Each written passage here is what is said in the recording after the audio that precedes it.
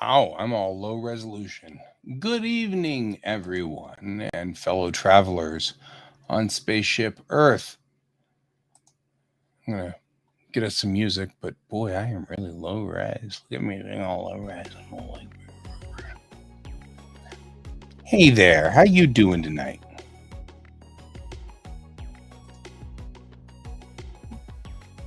All right, I'm gonna open the door a little bit here. It is nice and cool outside. It's actually a relatively cool Colorado after evening. Howdy, Art Crumbs. You can join me if you want. When you are ready.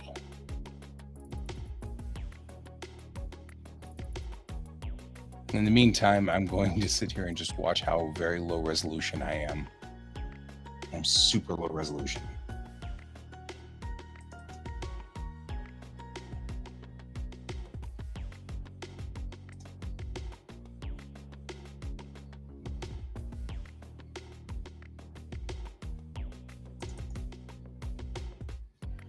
And we've got to spin up Photoshop.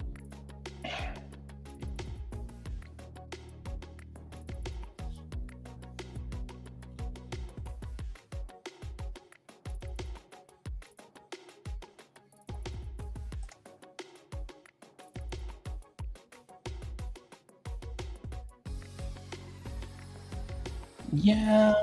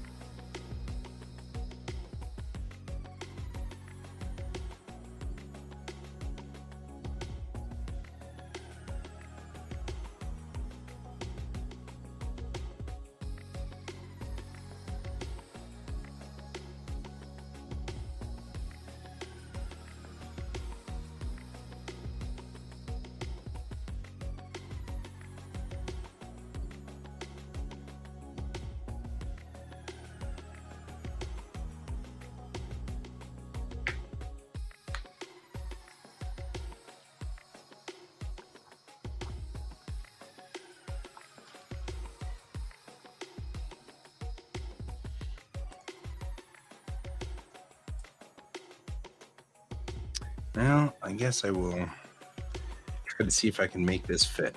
Here's where we hit that point. The weird point where now it doesn't fit because this isn't quite Star Trek. So now I've got to figure out, what am I doing? What's the story here? How am I going to make this work?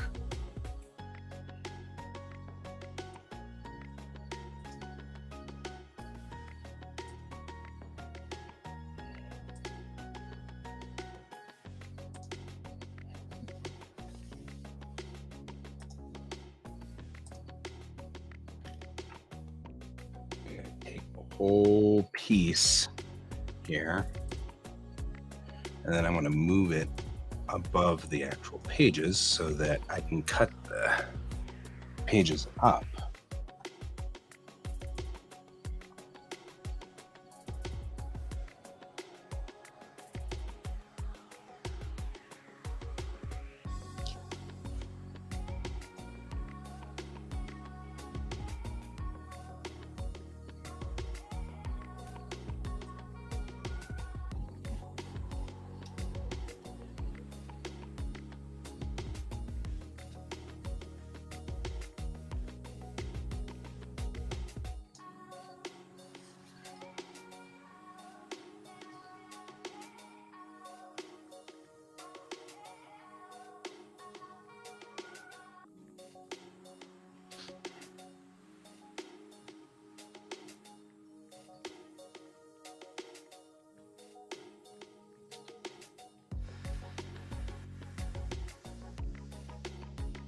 No, not quite yet. Almost got it there.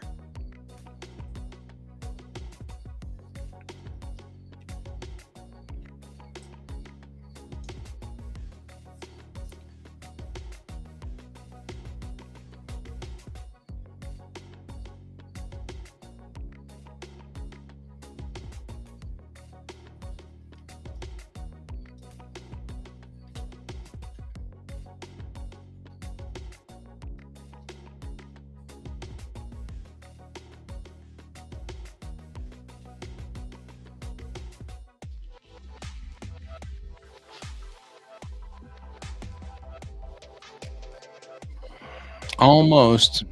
Still not broadcasting up there.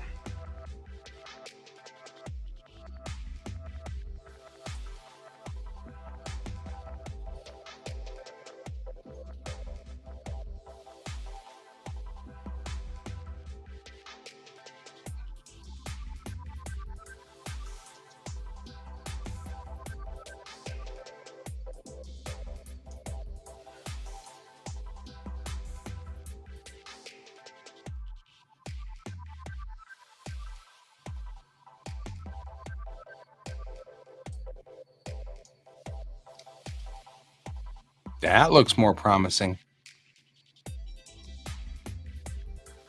I'm gonna try. There we go. Look at you actually being here. Like a normal Right? person. You mean a streamer who's supposed to be streaming? Stream, a little stream of us. So I didn't know that if you're downloading something from the cloud, you can't open Clip Studio. That's why my screen's black. Is I'm waiting for my download to finish. I have tried downloading this thing like 4 times. In fact, I had to like re-upload it. And I think it's finally working this time. Because I was working on my Samsung earlier today. Right. And I thought, oh crap, I can't stream from my Samsung. So I have to move it over to my PC. And it keeps saying, download failed, download failed, download failed. No! So I went ahead and figured maybe there was something weird happened with the upload. So I re-uploaded it. And it looks like it's working, it's almost done. And when I try to like click on, you know, like paint, it's not letting me open it. It's like grayed out. It's really weird. 90s. It's almost done. I would laugh if it would be one of those things where it's like 97% failed. Or it like goes backwards. Right. You're like, thanks. Thanks. Yeah. Oh, it's done! Yay! Successfully downloaded! Yay! Alright, close that. I should be able to open it now. Okay. I'm working on pages. Open. You gonna cooperate now there, buddy?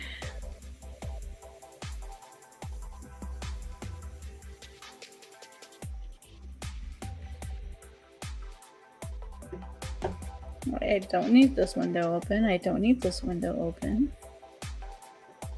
Didn't realize I had so many windows open. Yeah, right?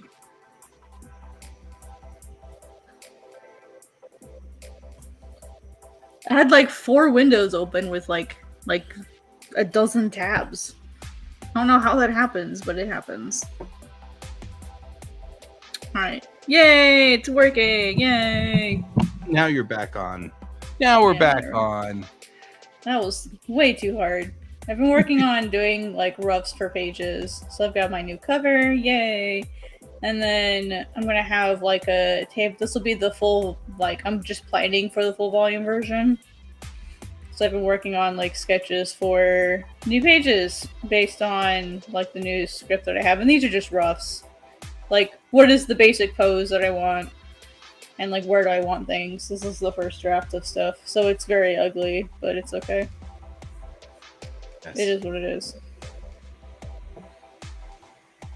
Also, I find it harder to do like really clean. It's the upside. I find it harder to do rough sketches on my Samsung. For whatever reason, like, I don't know why, but I find it harder to sketch on my Samsung. I can do like nice, clean work, but when I try to sketch on my Samsung, it just never comes out right. I don't know if it's like a mental block thing. I can do clean work on it. In fact, a lot of chapter 2 was done on my Samsung. Right. But when I sketch, I just feel more free to sketch on my Cintiq than I do on my Samsung.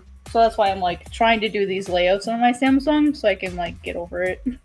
Just exposure therapy, basically. Right.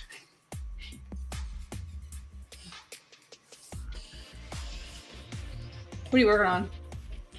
Your lettering still? Yeah, I had a story that was a Tamerlan story, and it was called The Last Night of the Year. And it's about my main character's child. And I realized I could almost 1-to-1 transfer the story over and just draw it up real quick. You know what I mean? Like, and make it part of Bellatrix Rising, because it wasn't. The only problem that I'm having right now is that in the Star Trek universe version of this, the main character was married to a Vulcan, and the disease that killed the kid was because the Vulcan and human organs didn't work well together. So I had to change that, but one of the things that's happening with my character in Bellatrix Rising is that she was genetically modified. So now I have changed it so that because she was modified, the DNA that she handed down was corrupted effectively, which caused the girl to die.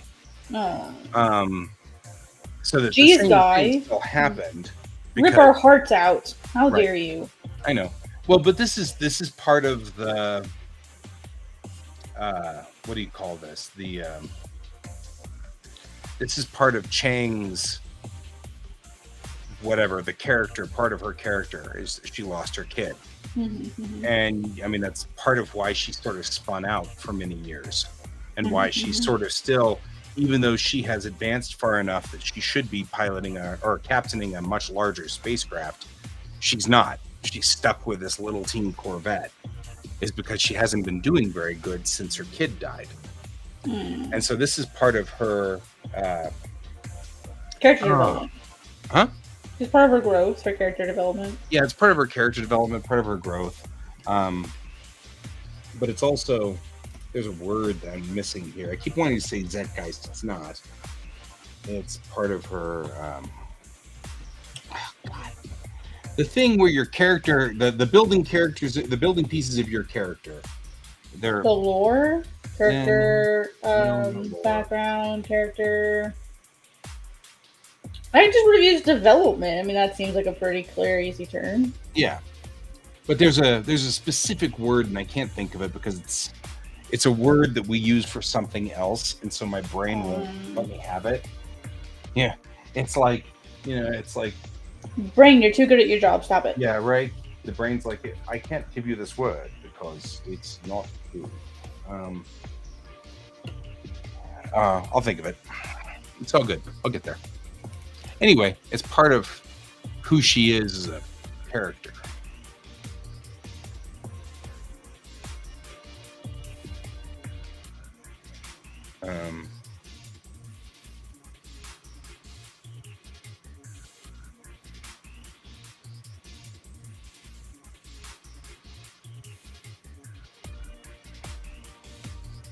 I'll because now it's going to drive me crazy if I don't look it up.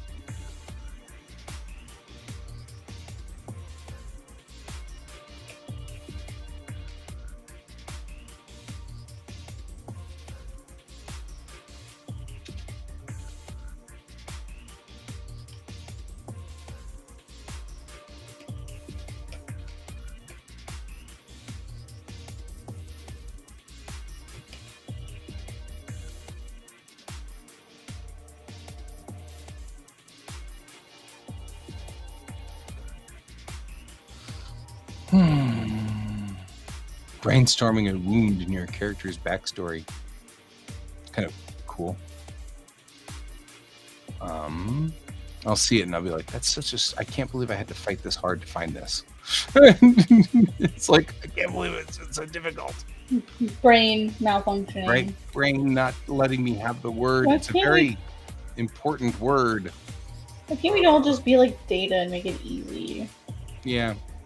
Well, there's a specific word for this, and I can't think of it right now, which is sort of the... I didn't realize that there was a word for specifically wounding your character. Well, not specifically wounding, but just part of the backstory pieces. It's like maybe I'll just get back to working and then I'll think of it all of a sudden randomly during the show. Yeah. You'll be like, oh, I remember that Right. thing.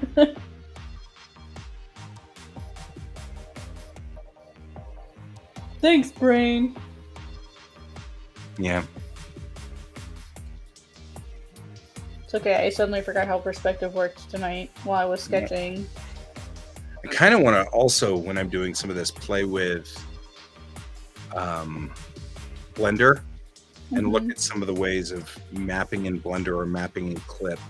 Because I kind of like the idea of leaving Daz Studio after a while here. Yeah. I have this feeling that Daz Studio isn't going to stay with me forever. Not only that, I mean, legitimately, I use Daz Studio for exactly one thing, and that's pre-posing these. Well, I could pre-pose in this using the maquettes.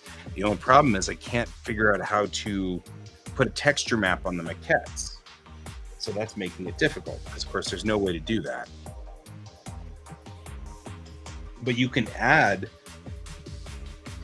objects with bones into it. So I was like, well, maybe I could make my own maquette, but that's really kind of a task,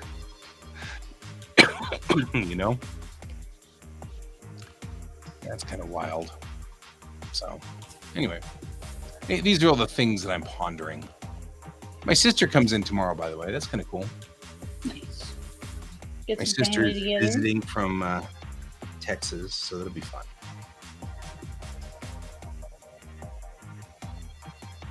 You asked a question, I was talking right over you.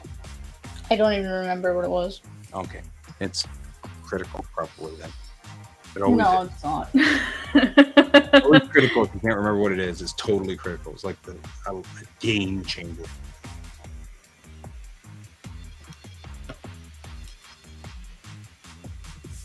Probably just my brain going, you should be working on your character concept art and defining what your characters actually look like instead of drawing your pages. But I'm procrastinating on doing my character designs because I hate doing them. So I'm like, hey, brain, let's do pages instead. Right? Yeah. I'm like, that's a perfect idea. Perfect distraction. But see, here's why it's perfect. Because I can still be productive even while I'm not doing anything. Yeah. So it's perfect. It's the perfect excuse for my procrastination brain.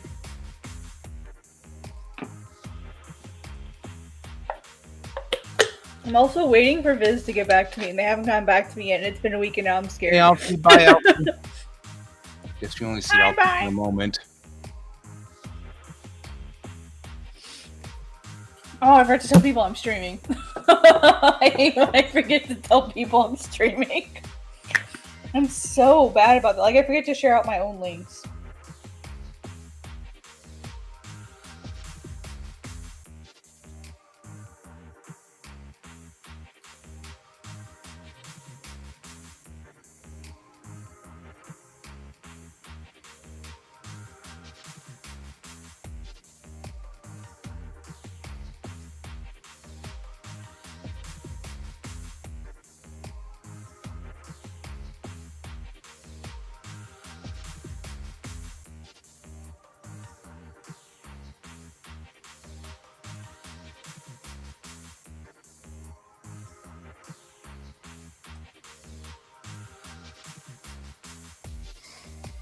I called myself Cat. See, even I'm not used to it yet. Yep. Is it okay for me to call you Jackson now? Yeah. Are we there? Good. Yep. I mean, we were is. kind of doing that, but you didn't respond, and I was like, maybe I don't Oh, want really? Oh, I'm sorry. I didn't even realize I wasn't even responding. I was probably distracted or something. As long fell as asleep. you wish us to call you, we shall call you Jackson. Yeah, I put it out over Twitter over the weekend. Yeah. That's why we started it, was because we saw that. Yeah. I'm not sure about putting it on Facebook. I know you stream these to Facebook, but I'm not sure, like, as far as, like, me making an announcement, I'm not sure how I feel about it. It's all good. It's because, like, I know my mom looks at it, and I really don't want to deal with her. Meow! Miso, my goodness! She's like, I know what you're doing, Mom. I know what you're doing. And I must make myself known.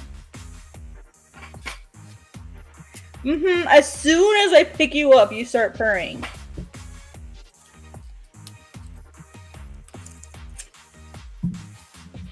You're like a toddler running around screaming up. Just silly cat. Such a silly cat. Don't you blip at me. I said you're a silly cat, and I don't know if she went to try to lick, but she stuck her tongue out. And it just got stuck there. It looks like she's sticking her tongue out at me. You silly girl. Boop. I booped the blip. Boop.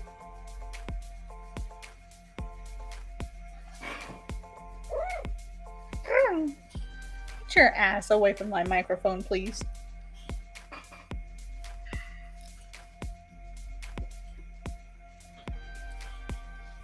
You know the deal. Go ahead and sit.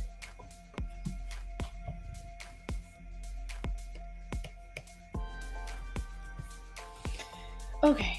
What was the next panel? Let's see. Oh, he just vanishes. Mm-hmm.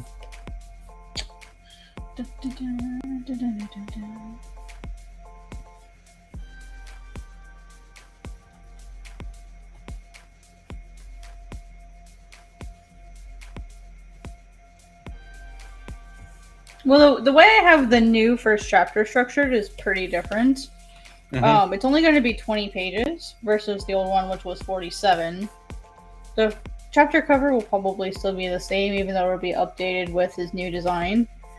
And this cover has to be updated with the new design as well, which thankfully isn't a lot of changes.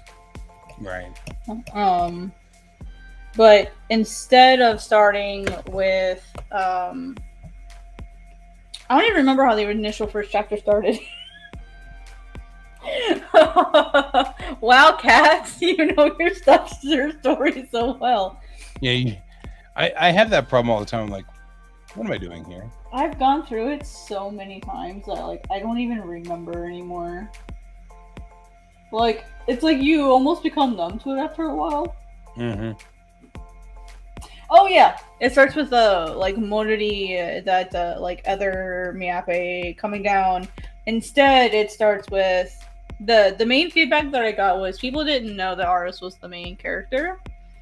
And so what I've done is a chapter dedicated to just him and what his goals are. So that those are very clearly set. As far as he's a good / bad guy. He plays both sides. So that starts out with a hunter confronting him, being like, "You're not doing your job," blah blah blah blah. And Aros is like, the hunter's like, "You're not doing your job. You're supposed to be killing Miape." And Aros is like, "It's not that simple," because he's a Miape too. So, but he can't tell him that. And the minute it's it is simple. And then Aros is like, you see those little birds that are on fire? That tells us that a Miape is nearby. But later on, we'll find out that those are actually because Aros is standing right there. All Miape will have these little birds and nearby. Just they kind of follow them around and pick off the stuff that they don't eat. Sort of like Remora. Mm-hmm. And then, I was initially going to do, a full body drawing of Rin, but I decided I'm going to do, a blackout panel with maybe just, some really strong highlights to suggest some of her features. Mm-hmm. I was just like, oh, she's a top soul collector. You think you can compete with her? And the hunter's like, I'm not afraid of her. So he leaves. And then Aros is like, all right. He basically says, it's your funeral. Saying, all right, I'll get your funeral pyre ready for you. Because he ultimately knows what's going to happen to this man. He knows this man isn't going to make it. And he knows that. Either it's going to be him or it's going to be Rin. So he already knows. But I don't want the reader to know that. I want this to be like a chapter where, like, after they read the chapter, they can go back, and now that they know how it ends, they read it completely differently. So, just that first chapter. I figured, you know what, this is a really good way to practice doing that, but put it in just a chapter. So I want the reader to go through reading this for the first time and think, oh, like, Aros is just save him. And of course, that's not what happens. So, I figured it would be fun. Misa, your tail is knocking everything off.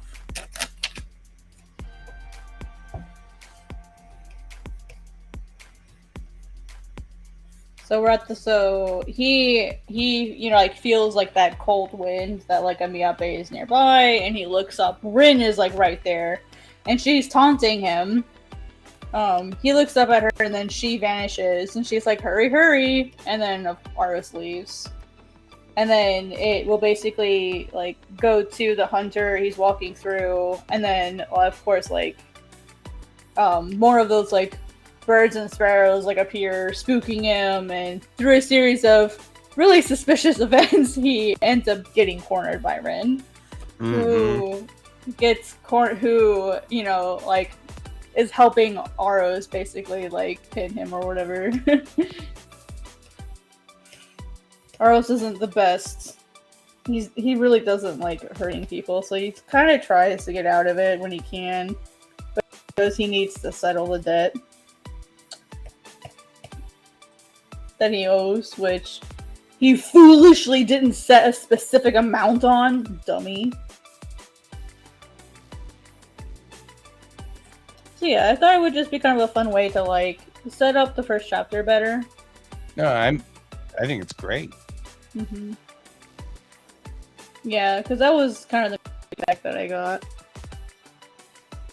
I also hope it'll set the tone for the story, that this isn't necessarily like a good guy story. This is a, oh, what the heck? What did he do? And because I have the hunter die in such an awful way, I want this to be, oh, this is one of those stories. Like, I want that to be the realization here.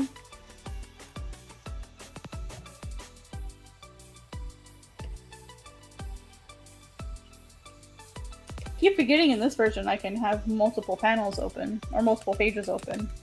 And so Clip Studio, they have, for the tablets, they have a simple version, and I actually like it. I like the simple version.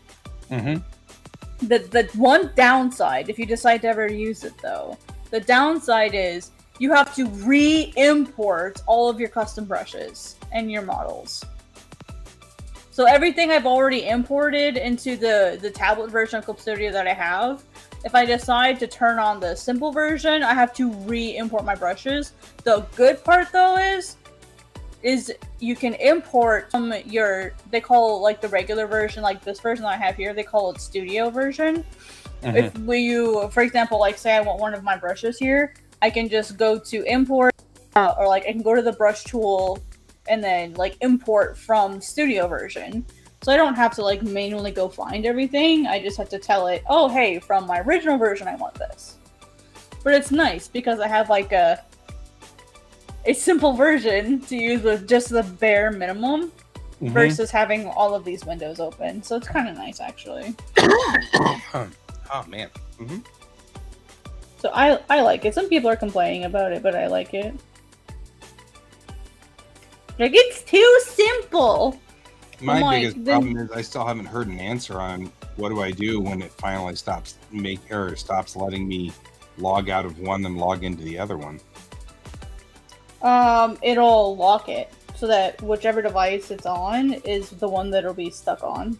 Yeah, but, like, I have a perpetual license. I don't think that matters.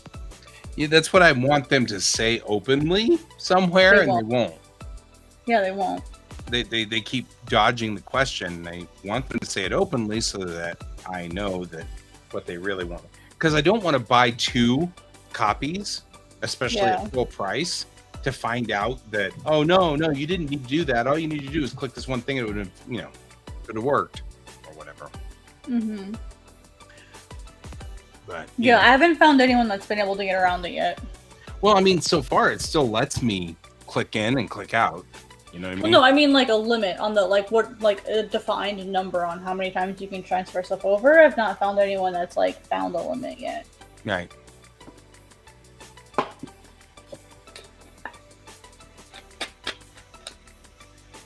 Freaking love lemon water. Oh my gosh. I found this Minute Maid stuff. It's like liquid. You just add it to your water. And it's like really good.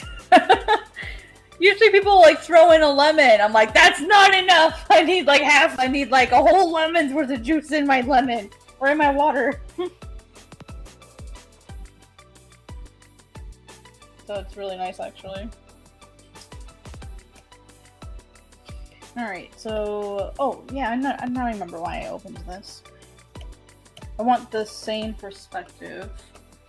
So I want to echo it.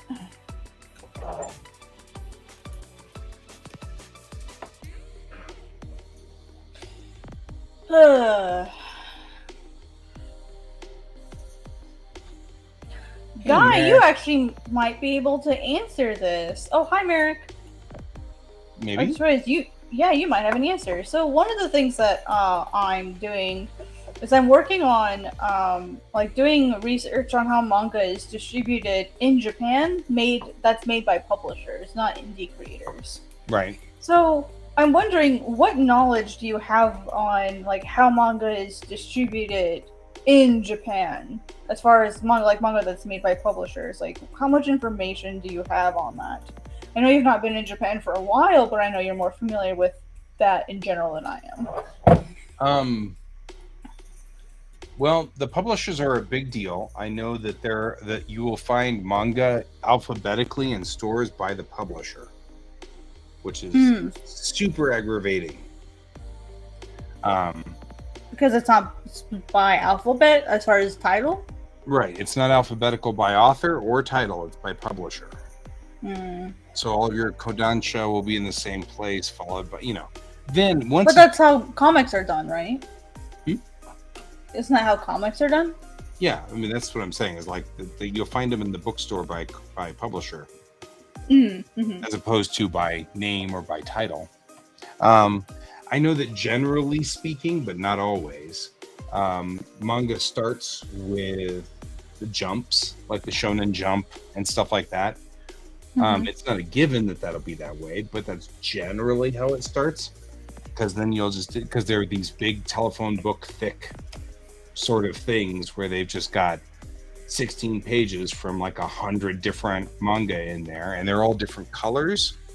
So they'll color the pages in different colors. Like you'll get a green set, 16 green pages followed by 16 pink pages, 16 yellow pages, and stuff like that. So that way you can just flip through and get to the one you want to read. Once you've gotten 300 pages, they'll make a tankobon. For reasons that still escape me, the tankobon are always 300 pages. It's something to do with publishing of some sort, but that's why you get all those extra pages called omake. I thought they were 200 pages here. They're 300. And it's something to do with the printing process. But also, I know that, and that's the same weird thing happens with novels. You'll get a novel which has effectively an up and a down. If you have more than 300 pages in your novel, like Harry Potter, all of the Harry Potter novels are there. There's 7 Harry Potter novels. There are 14 of them in Japan because they were over 300 pages. They're split. Oh, that's weird. And Deathly Hallows has a up and a middle and a down, which is even weirder. So it's got 3 different books to whatever end. Oh wow. So for example, here's the Dirty Pair novel. Right, so this is a novelization of Dirty Pair. Actually, I'm in the wrong doodly wop, aren't I? All right, go over here and do this. So yeah, here's the novelization of Dirty Pair, right? So the novel here, this one is this one's one story, so it doesn't have an up or a down. It just is what it is. But yeah, you get through here, and then the pages, of course, are like this. But yeah, it's so it's right at 300 and something. So whatever is the story, but I mean, like, the last page here is 317 pages. So that's the end of the story here. I mean, you won't focus. It's fine. Interesting. But yeah, I'm still getting used to reading vertically like that. It still messes with me a little bit. So that's just something I have observed is they're all the same length. And I think what they really do is if there's a certain amount of overage, then they'll do a certain, they'll go over for a little bit. But there is something very specific about 300 pages. Because the Macross, here's the Macross manga. That's fascinating. I didn't even realize that was a thing. Yeah. It's weird too. Well, are the deluxe books an English only thing? Like the deluxe manga? Or is that like a special case?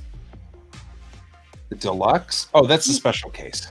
Okay, so those are unusual cases then. Like with the Vinland Saga and Berserk, they're getting the deluxe edition. Right. Those have already gone through 2 different waves of this. So, those are special cases then. Okay. Yeah, they're very, very special cases. I'm trying to find a page. Going back here, I'm like, how many pages back do I have to go before it? And I'm doing good, Merrick. Well, I'm doing pretty good. To answer your question. You may actually be right about 200 pages. Yeah, because the versions that I have of some of my books are barely over 200, or they're like 217, maybe 230. Because aren't they usually like whatever 10 chapters is? So that would be about 200 pages. Yeah, because this is about 200. So, locked down on that. I mean, whatever it is, it's very weirdly specific. Maybe like 300 is like the max that they would do. 300 is the max or something. Yeah, that would make sense. Or it's 300 is the Tankobon novels. Is it the binding process? Because that would make sense from the way that they used to bind books back in the day. That would make sense. Yeah. The binding process. Well, plausibly, there's a very strict code to the way that they do. I mean, like it's very important that you make your manga in 16-page units and yada yada yada until you become sort of the Bill Watterson of manga, because like this is not a limitation that they put onto Rumiko anymore, right? So like she doesn't have to do that. But if you look at let's see if I can find stuff here as an example. Like when you go back far enough,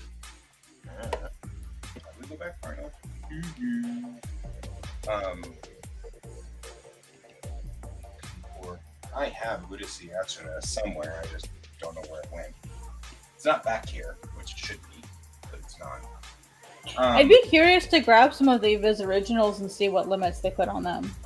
Yeah, because like Rumiko had to start with that, but then she didn't have to keep going with it. At some point in time, she becomes big enough that all she has to do is threaten to not draw for a week, and brings the entire manga industry down. Yeah, some of her Inuyasha chapters were almost 30 pages. Yeah, and the American versions of these seem to match 1-to-1, because this is about 200 pages right here. Cool. In fact, almost yeah. straight. Suddenly I wonder if the American versions were shorter. Are we not getting the same volume ones? I mean, we all know that we have to do everything in 4-ups, right? So you have to do them in 4-page units, divisible by 4. That's a thing. That's definitely on our list of whatever's.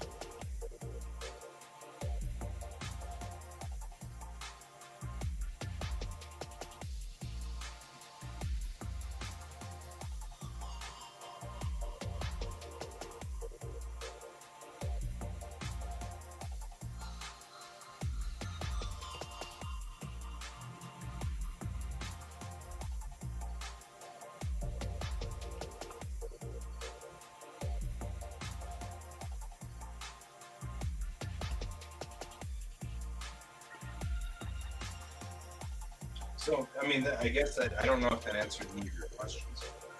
Yeah, it does. Yeah, it does. The reason why I'm asking is we're possibly looking at doing some in-person research and trying to get as much research and done in advance. Right. So that way we can have a general set of expectations and looking up like what bookstores, we should go to and all that good stuff. Yeah, if you want to get the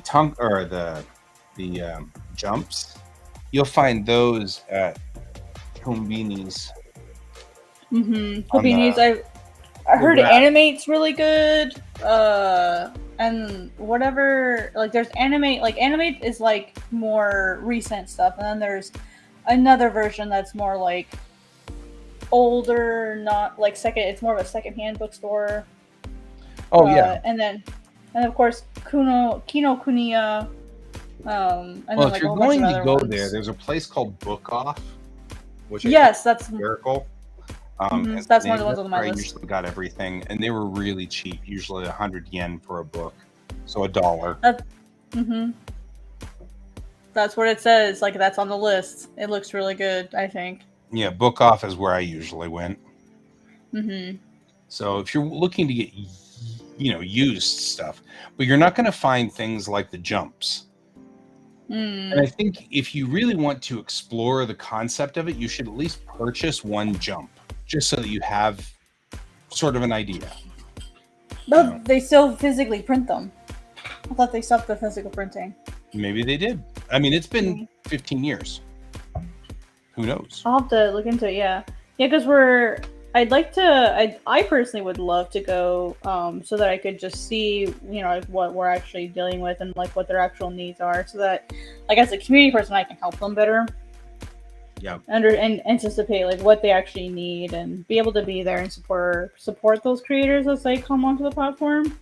But there's a real possibility like I may get to go in person. So I want to be sure like, hey, like what would be the best use of my time? Right.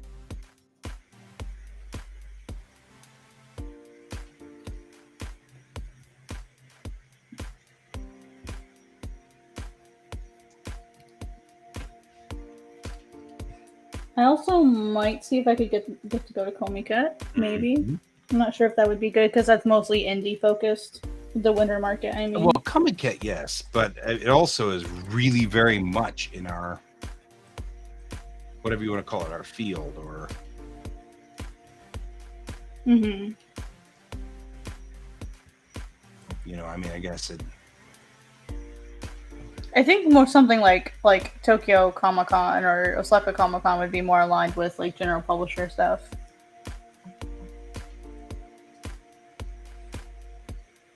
There's also the probability I'll have an interpreter with me, so I have to think about bringing another person. This person's only going to manga stores. How weird!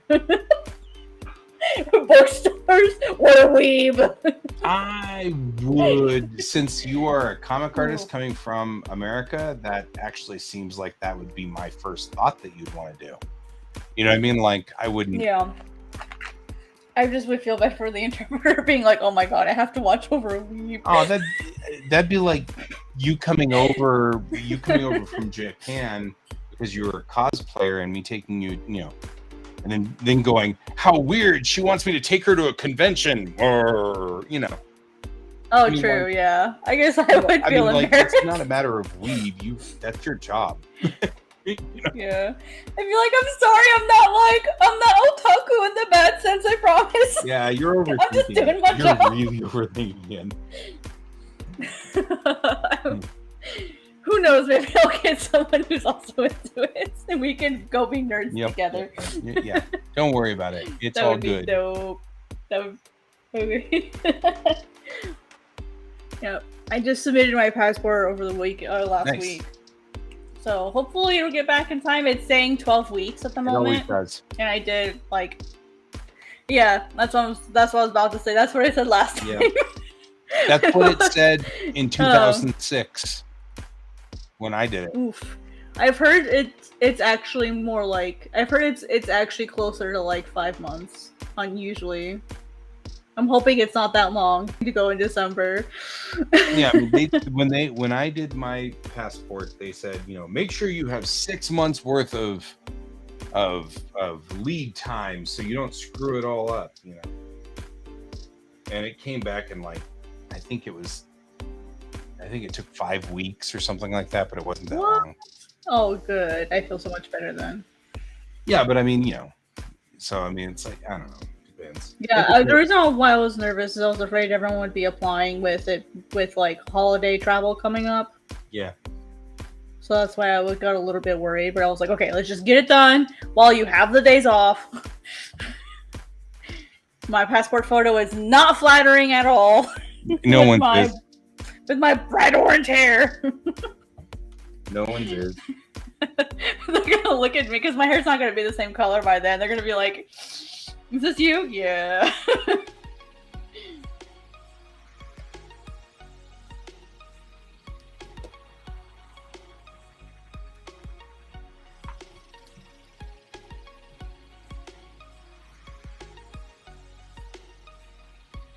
My passport's still valid. Huh. I think it's 10 years.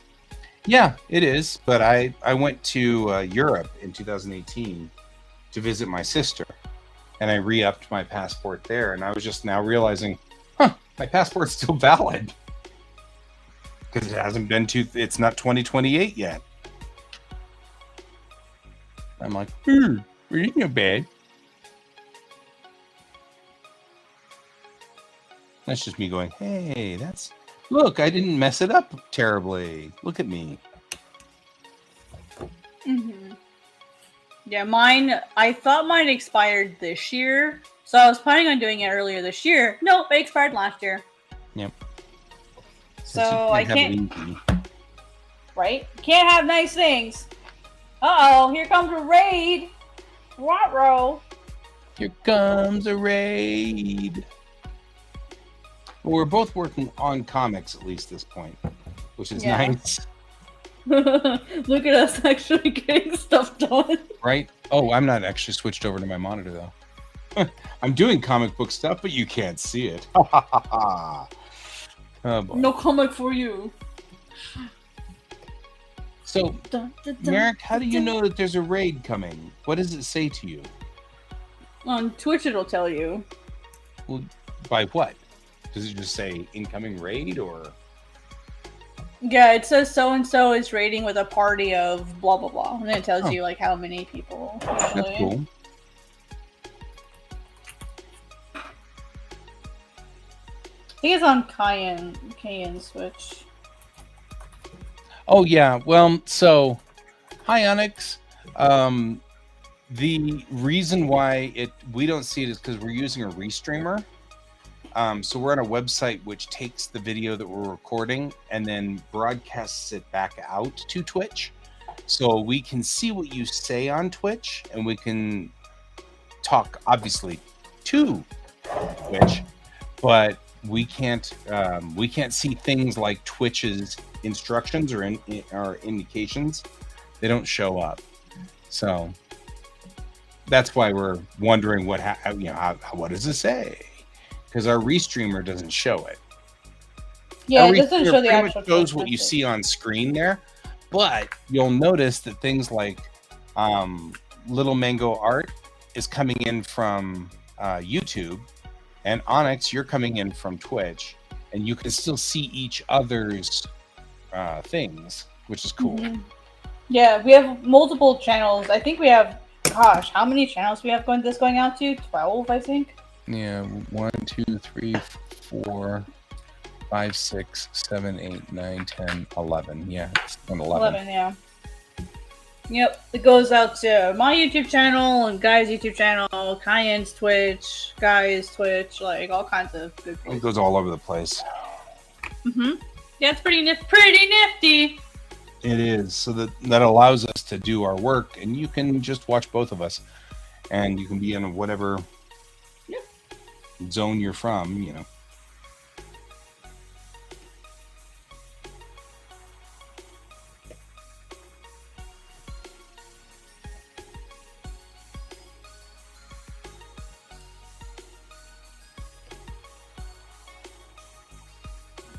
Yep, and since all of us are kind of part of this group, we just kind of stream together. It's called body doubling, and we find that we're more productive when we work together. We see other people working, we want to work, and so we kind of all work together to get our work done, and it keeps us more efficient. Yep.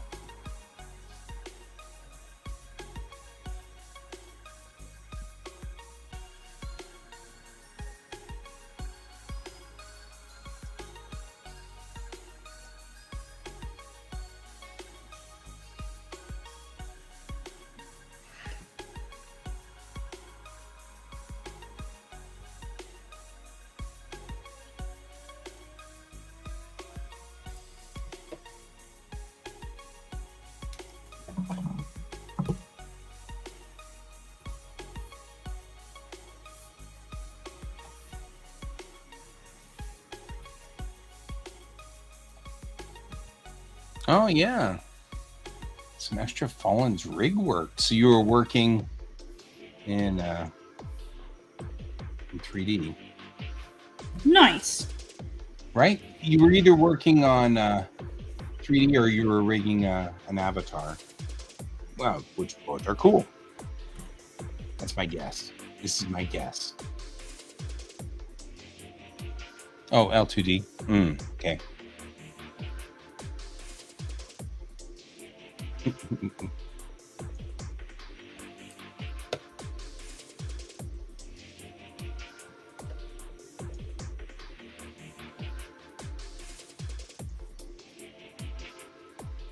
Excellent.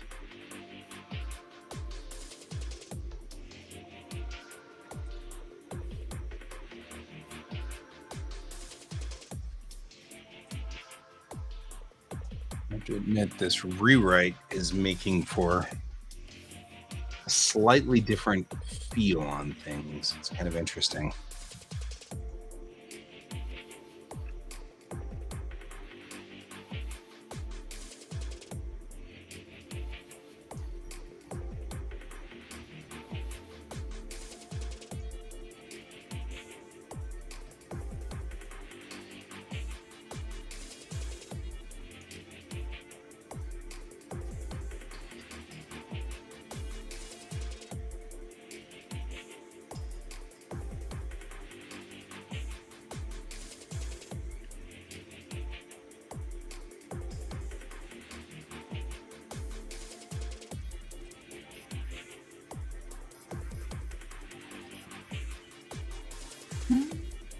There we go. No, part that I want here.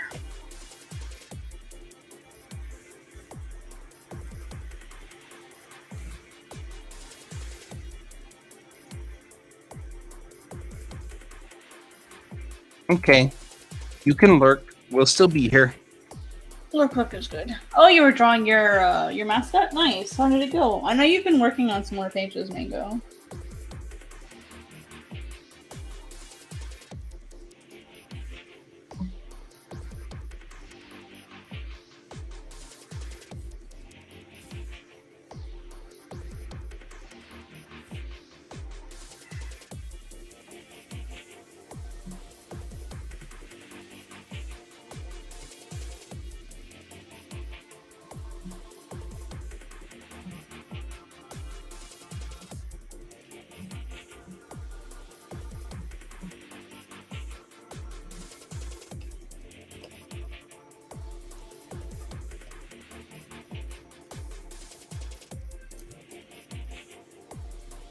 Cool.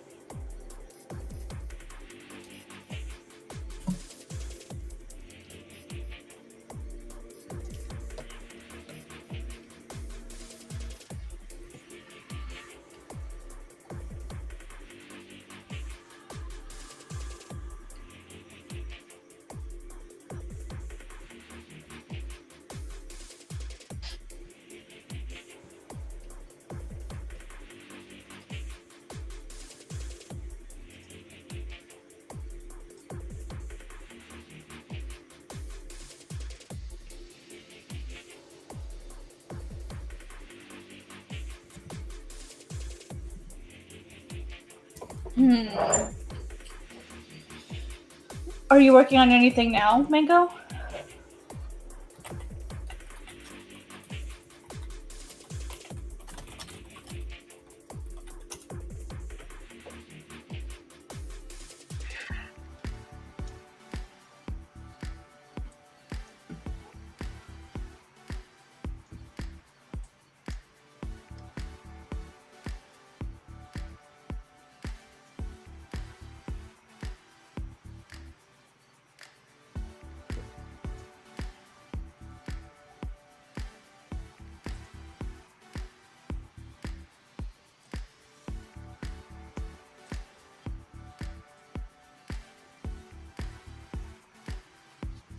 Commissions.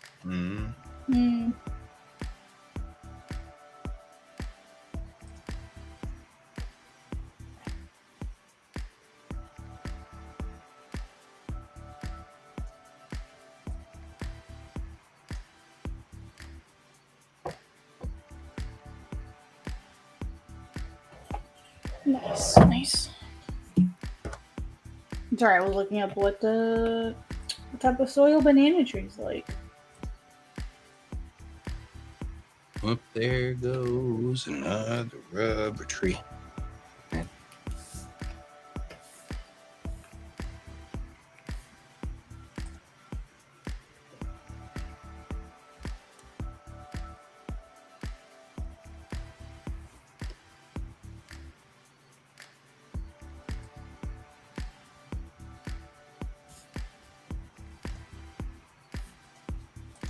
Suddenly realized that I didn't know where, like, I knew where banana trees grow, but I didn't know, like, what type of, like, biome banana trees grow in. Right. I figured they were jungles, but I'm like, ooh, what kind of jungle? Because there's a lot of different kinds.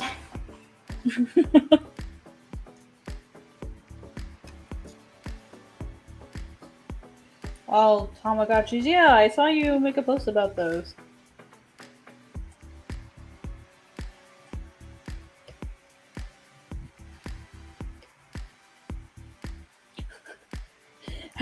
How to deer. That was not a deer. Oh my Lanta. Suddenly forgot what a deer looked like. I love it when I have to draw things I haven't drawn in a while. My brain is like, how does this thing look again?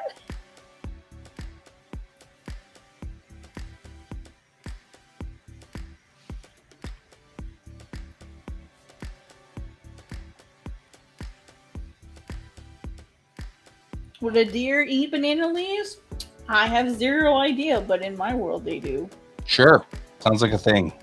I'm certainly not going to naysay it. Right? What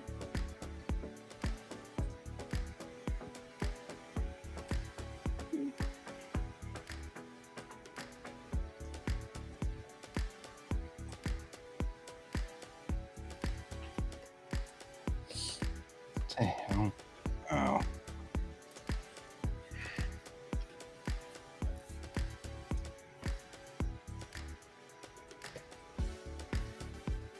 I'm just gonna write deer eating banana leaf so that I know what it's supposed to be. Deer eat banana. Banana tree. And I'll work it out later. I know what I'm trying to have it do.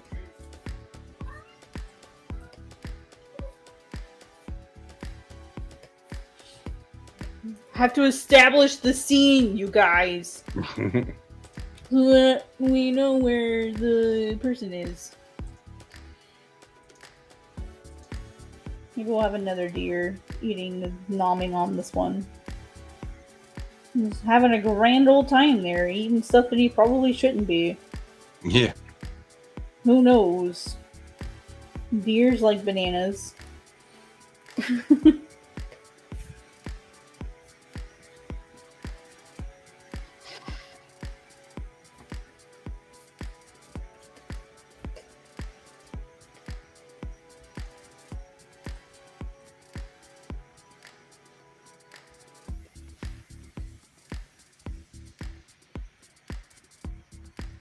We'll use this for the time of day. Miso. Miso's so What are you- aggressive all of a sudden. Yeah. What are you doing, Miso? I said her name and she snapped her face to look at me and was like, Mm-hmm.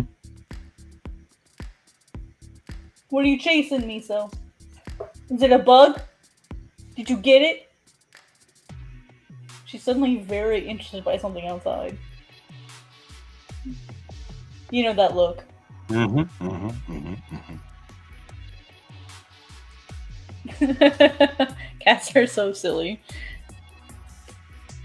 I'm sweet, I'm adorable, I'm a killer, I'm a hunter. Blah, blah, blah, blah.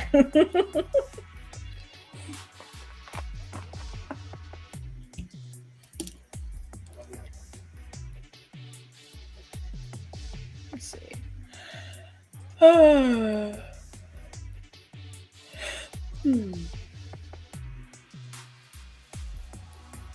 man, I had this person, like,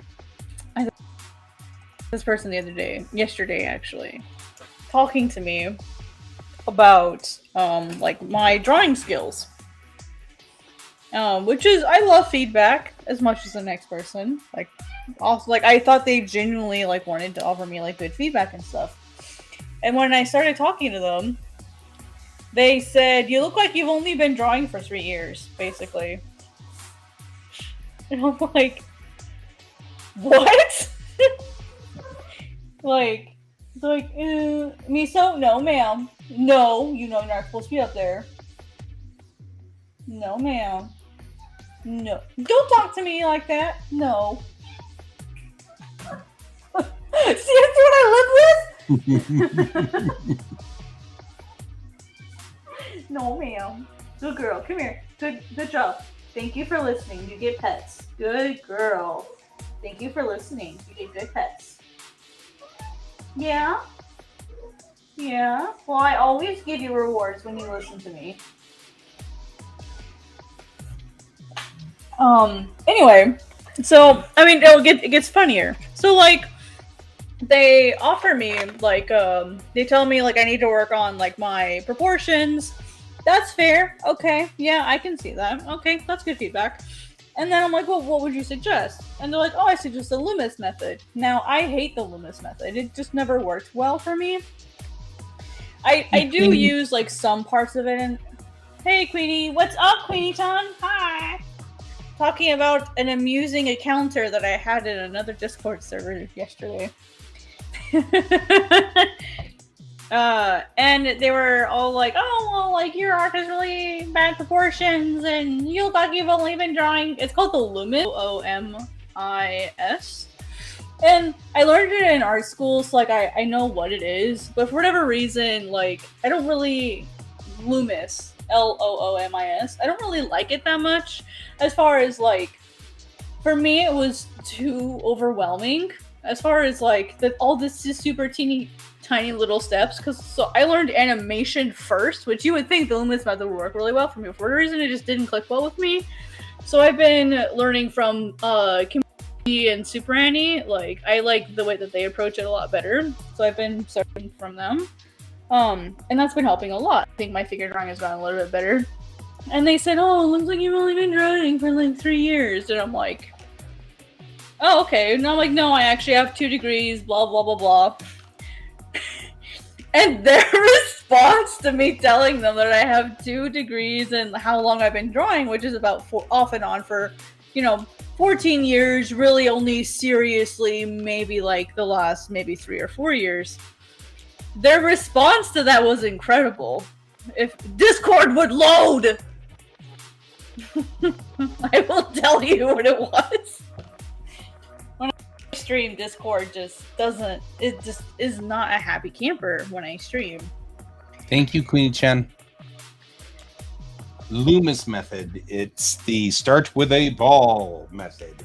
Oh yeah. See, I still do the ball. Like I do start with that only so that I can see. We all do. I mean, I think that there's something. I mean, there's something to be said. But I use Bridgman's movable masses. It's a far, far, far better way to use it.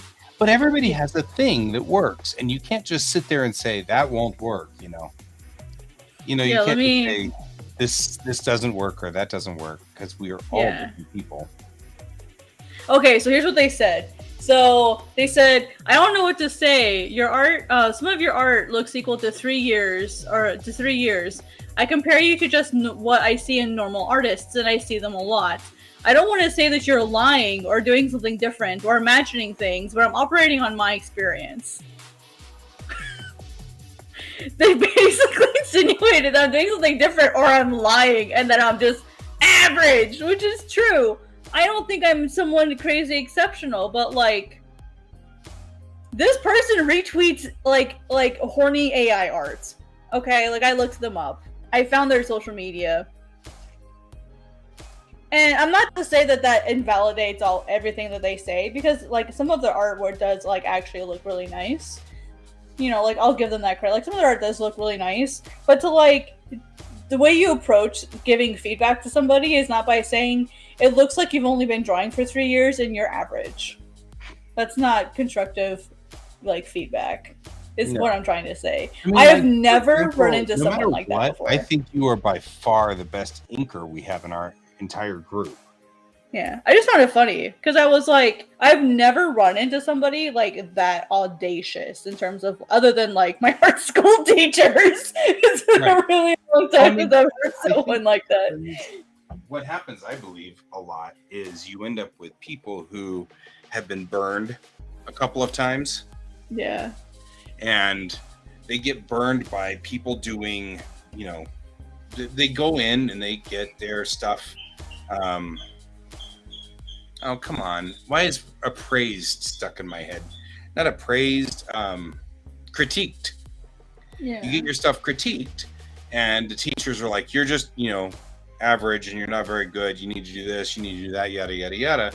And that makes them embittered. And then they all of a sudden feel like they need to go to other people and say, you're just average. And that's the crazy part. Like their art, like at the moment, like does actually look nice. But now I'm like, are they actually drawing their own art? I think they are. Yep. But like, hi Michael, what's up? Anyway, yeah, I think it's real quickly and get more ice. I'll be right back. Mm-hmm. Like when I told them, sorry. Yeah, when I told them that I don't really want to do like the Loomis method, they were like, "Oh, well, don't you want to get better?" And like they couldn't comprehend the fact that like my goal isn't to be famous; it's just to get better at what I do. That was really interesting. Trying to like, they're like, "Well, you don't want to be famous, you don't want to get popular," and I'm like, "No, not really." I just want to get good at what I do. Hi, Michael. What's up? How you doing?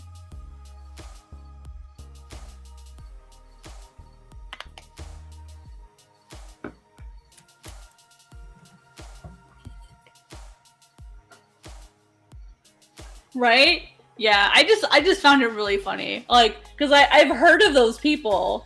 Like, I've heard of those people. But, like, I've never actually, like, run into one of them before.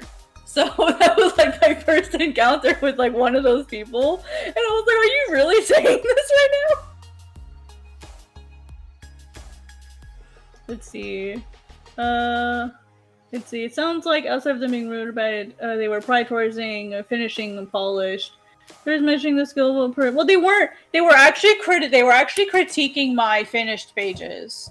So I'll go ahead and show you some of them just so that you can like see what my pages look like. They were critiquing / criticizing like my finished work. Which I mean, like, I don't care that they do that. Like, it is what it is. Like, people are gonna people, right? You're not gonna run into, like, not everyone's gonna like your stuff. And I want feedback. Like, I wouldn't have, like, gone to frickin' Viz Media and asked for feedback if I didn't want honest feedback. And they gave me honest feedback, which I appreciated. It's like, I'm fine with getting feedback. I was just, like, shocked at, like, the audacity. It'll just be like, your art looks like you've only been drawing for 3 years, and you're only average. Which is funny, because that's not what Viz told me.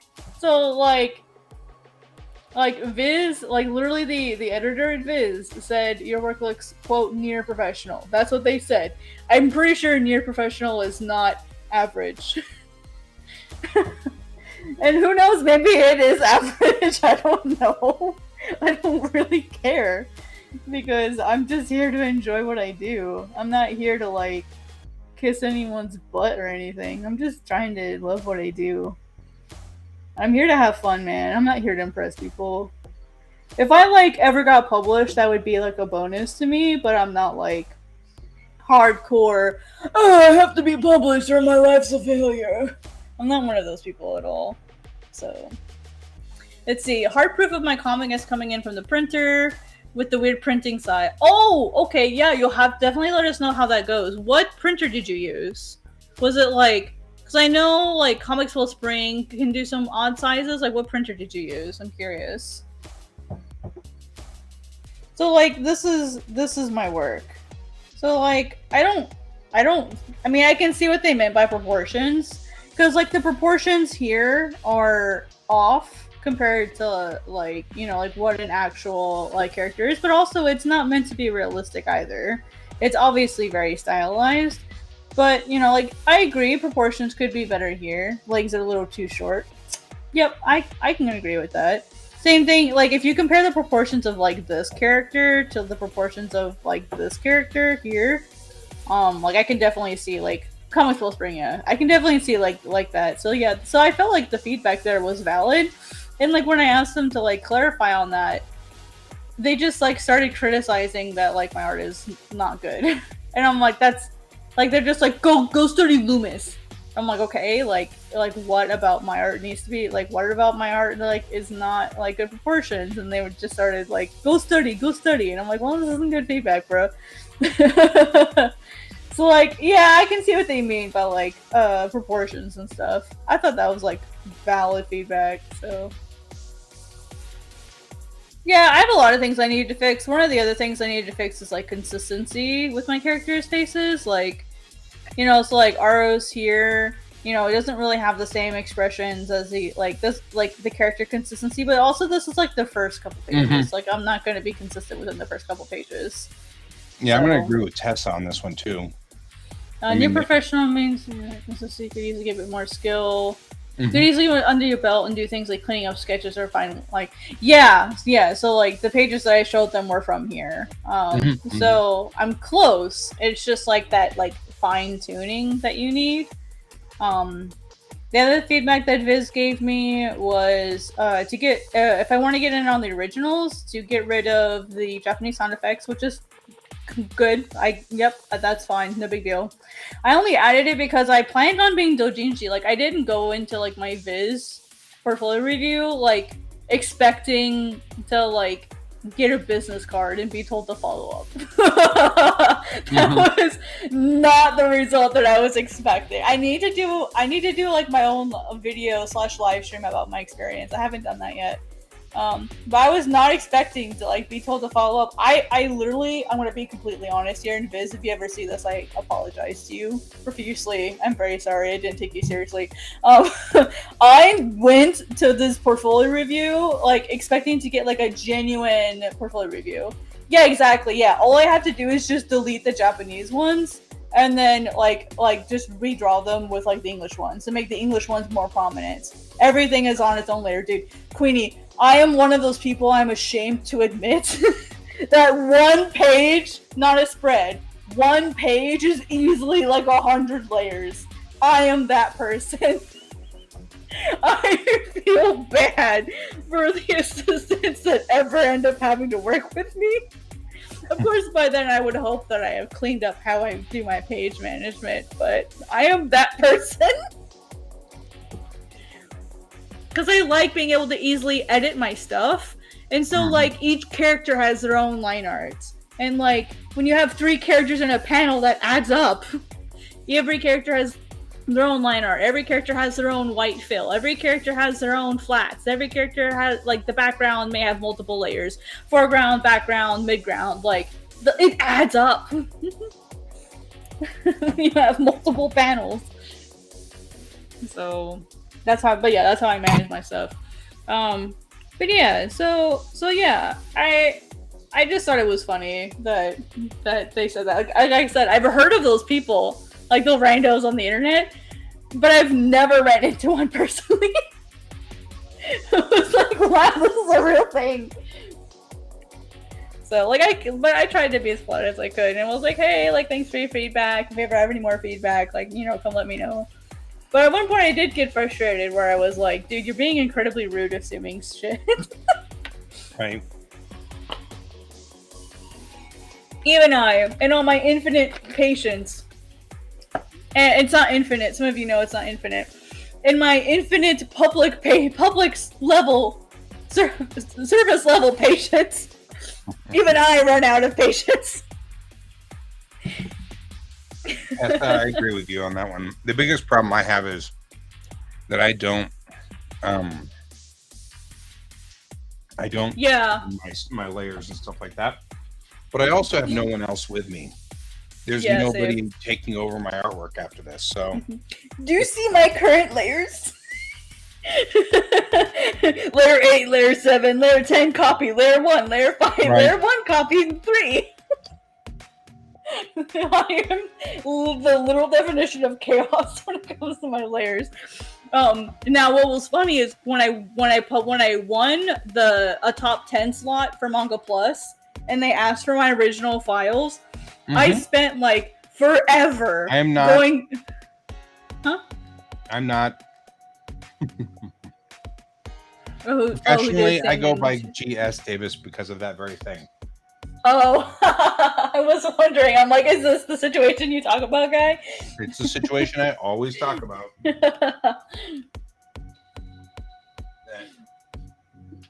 it's always kind of sad because I'm like, they're like, no. Oh, it's Guy Davis. You wrote blah blah blah, and I'm like, no, I didn't write blah blah blah. And then they're like, oh, okay, well, thanks. Guy, the response was, oh, I see.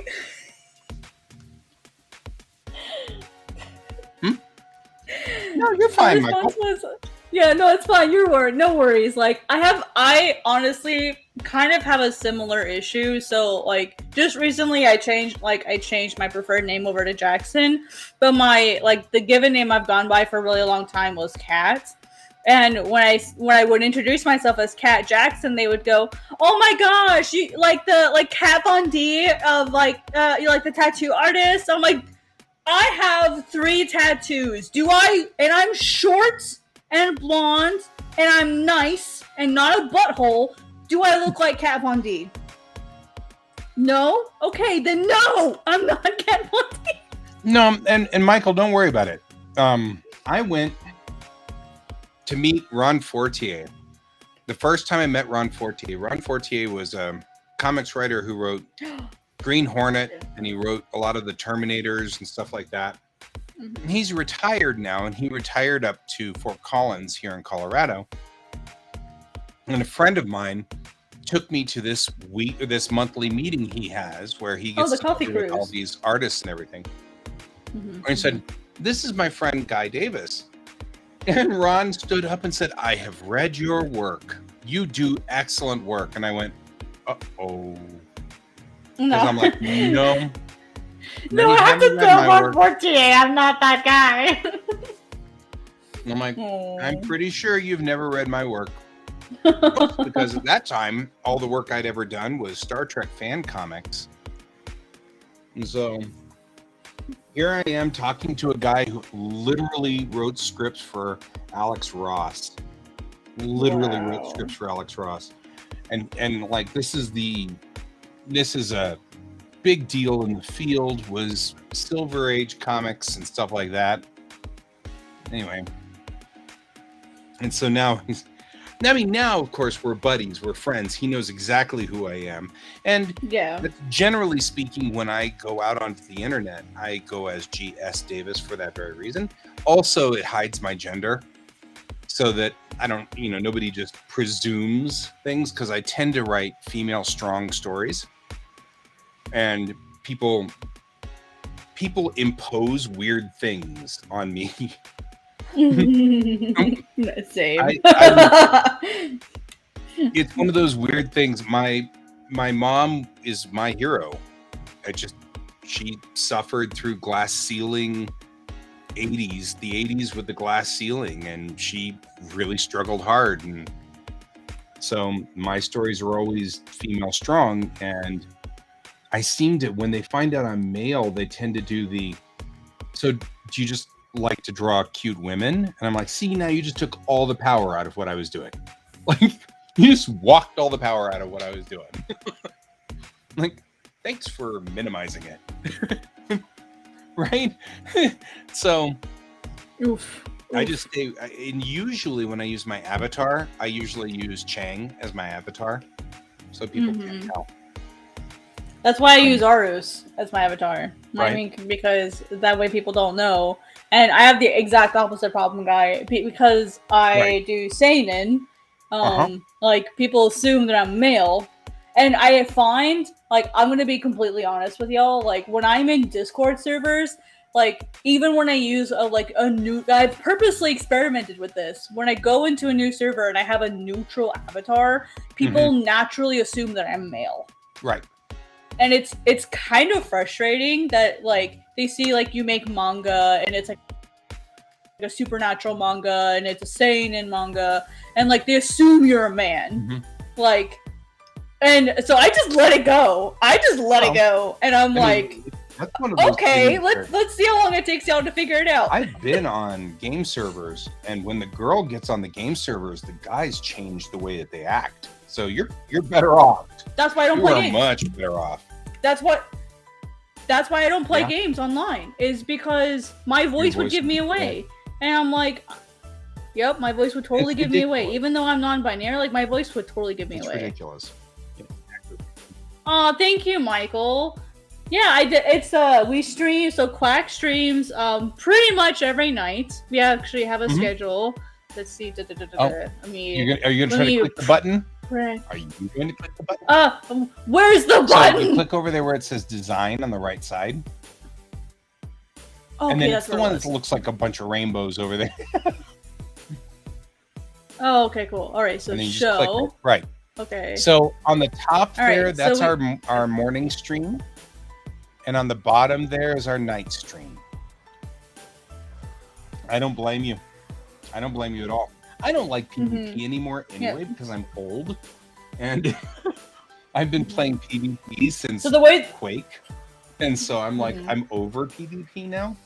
But I mean, still, I've been in chat rooms with people who are gaming, and as soon as my female friends get in there, it's just infuriating. It's like, Mm-hmm. and It's I mean, awful. like, and the thing that gets me is some of my friends, female friends, are like devastatingly good. Like, and so it's like they should earn that respect. They'll kick my butt. Like, I mean, and I've been playing PvP since the 90s. So I mean, like, I've got some chops. I just hate it now. But it's still, it's like, and if these people are Mm-hmm. beating me,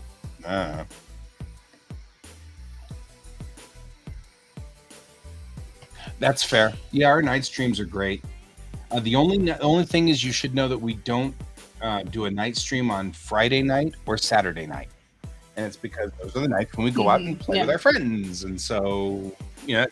and And rest and go do We other don't things. usually. Yeah. I do a morning stream on Friday, and then I don't do a morning stream on Mhm. Saturday or Sunday, obviously, because then you're out with your friends, So it's a Mhm. week, And if so to you speak. Mhm. If you miss a stream, Michael, I keep the VODs. Usually what I'll do is I'll go in after the fact and I'll add the dates of the stream so that way, and they're marked as morning and evening streams. They have different thumbnails. I admittedly need to go update the last few. I was off from Wednesday until Monday, and so I was really lazy and just like wasn't updating things. So I need to go back and go update a few streams. Because I genuinely tried to take time off from YouTube, from social media, from my job, from drawing. Like, I tried to genuinely take at least a couple days off and get some rest.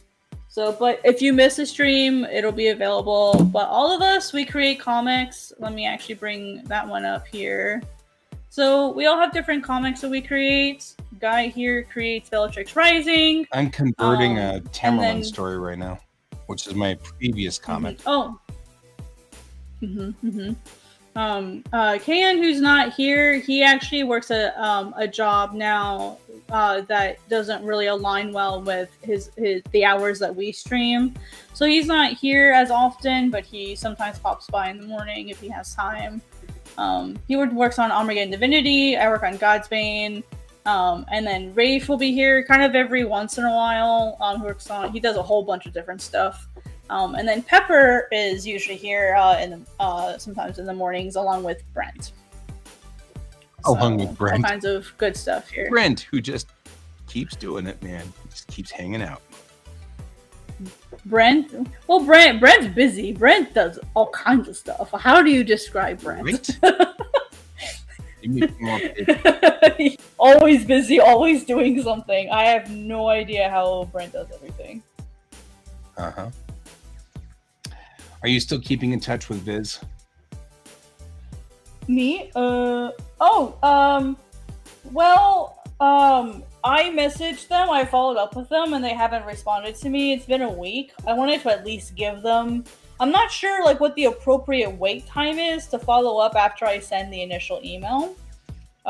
Because they asked me to follow up, so I'm not sure if a week is an appropriate wait time.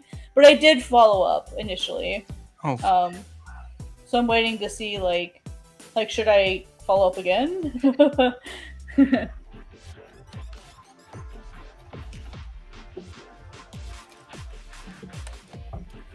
Yeah, and I mean, Julia's an editor. Editors are crazy busy. So I wouldn't be surprised if it Sorry, I was drawing and then all of a sudden my brain just started talking and now I suddenly forgot how to draw things. Right? I suddenly forgot how to draw. I get my brain working Number again. of pages are not allowed to be reduced. What happens if I botch it? Huh? What number of pages not allowed to be reduced? So Just delete pages. I added these pages. Okay. And it did not do them in template mode. It did not do them in a 2-page spread. It added them willy-nilly. So they're just these single pages. You should be able to just right-click delete. After you select them, you should be able to just right-click delete. Okay. And you might be able to click a couple of them. I'm not sure because you've got an odd. Yeah, there you go. Yeah. You can't undo this. Jump. That's perfect. There you go. Thank you. Yes. Got you. That's perfect. You're an awesome person. You helped me lots, Lee. Because I was about to get very sad. No, Then Clip Studio I is just need to goofy add, like- sometimes. I need to add 8 pages. So I need it to be... Okay, now why isn't it doing this in the template mode? Is it always going to be in whatever mode's my new... Yeah, well, if you add new pages, it'll automatically make the pages in whatever template whatever format you already have for your pages. Are you trying to make a new comic document? No, so I'm running out of room over here. Oh, is your manga to be read left to right or right to left? My manga's read right to left. So I have a template that I use for all of these that puts in my blue line and puts in an automatic thing for this. Oh, I have an answer. Duplicate. So add one duplicate page. No, but just only add one. There we see go. what it does. Okay. And you want your pages separate or combined? Combined. Okay, so hit OK, and then right click on the page you have right there. The one that's already selected. Combine pages. And then do not align. So make sure that's checked off. Do not align. Off. Right. Yeah. Otherwise it'll align at the trim. Oh, delete empty layers. And we don't want that. We want the nodal area. So it just vanished. That's nice. It's just thinking about it. It does that for me too. So now you can just duplicate that one over and over again, and you'll just however many you need. Perfect. You are awesome. Yeah. If I would have known that's what you were going to do, I would have just told you to combine all the pages you already had. I didn't realize you... So, you could have just combined them initially. My bad. Yeah, I mean, like, these are all combined normally. Oh. I actually like Let me get a link for you, Michael. I'll get a link for you. I think actually, if you're on my stream, so there should be a link in the bio, but if not, I'll grab it for you really quick. Oh, that's right, it's not. It's the default. I need to add that into the default. I'll change that after we stop streaming. Because if I change it now, it'll make a brand new stream. If I try to edit the stuff now. It's really silly. I'll grab a link for you really quick. Yeah, I'll put mine up there too.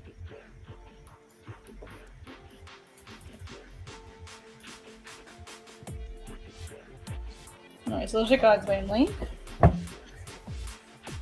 So Queenie-chan's the real professional here, though. But, there we go. There's Bellatrix Rising. Queen-chan's the professional. Cool.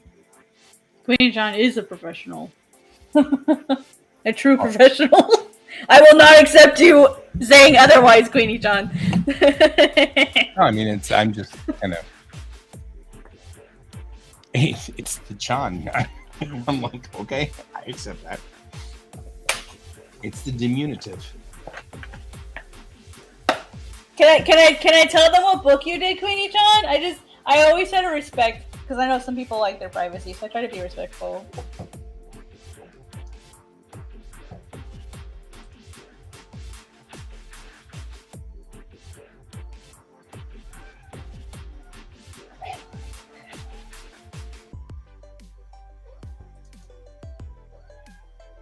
There we go. Okay, cool. So Queenie-chan was... your last name is Chan, which is not a diminutive. Right? Isn't that interesting? So, so Queenie-chan did The Dreaming, which was published by Tokyopop. Nice. Right? Congratulations. And you're working on it again, and it's gonna be amazing! I can't wait till like the new books come out. So, because I need to like repurchase it anyway. So Excellent. It'll be a good opportunity for me just to like rebuy the book. Oh my goodness, I bet. Yeah, I'll betcha. That's like I said, it's a diminutive because I speak Japanese. My Chinese is really, really rough. So not a lot I can do there.